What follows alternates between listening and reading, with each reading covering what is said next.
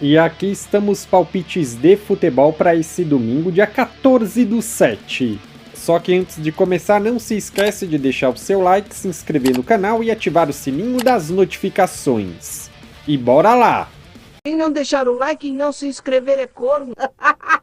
Copa América, final, e o palpite vale apenas para os 90 minutos. Argentina e Colômbia. Palpite, jogo under, menos de 3 gols e meio. Série B, Vila Nova e Avaí. Palpites, casa vence, empate anula. Dupla chance, casa vence, empate. Jogo under, menos de 3 gols e meio.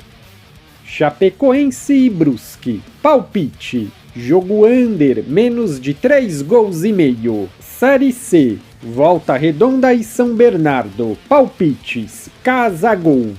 Jogo under, menos de 3 gols e meio.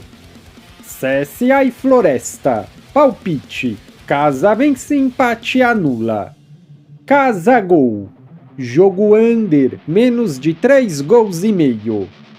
Náutico e Figueirense. Palpite, casa gol. Copa do Brasil, Grêmio e Operário. Palpite, Grêmio para se classificar. Eurocopa final, e o palpite vale apenas para os 90 minutos. Espanha e Inglaterra. Palpites, casa vence, empate anula. Dupla chance, casa vence, empate. Espanha campeã. Campeonato japonês, Nagoya contra Kashiwa. Palpite, jogo under, menos de 3 gols e meio. Verde e Machida. Palpite, gol do visitante. Jogo over, mais de 1 gol e meio. Fora vence, empate anula. Dupla chance, fora vence, empate. Hiroshima contra Fukuoka. Palpite, casa vence, empate anula. Kyoto contra Urawa. Palpite, jogo under, menos de 3 gols e meio. Kawasaki contra Osaka. Palpite, jogo over, mais de 1 gol e meio.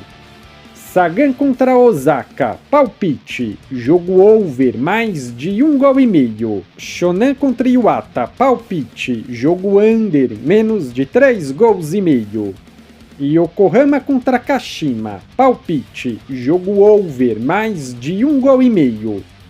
Campeonato Mexicano, Monterrey e Cruz Azul. Palpites, jogo over, mais de 1 gol e meio. Gol do visitante. Campeonato Uruguaio, Cerro contra Cerro Largo. Palpite, jogo under, menos de 3 gols e meio. Fênix e Defensor. River e Peñarol.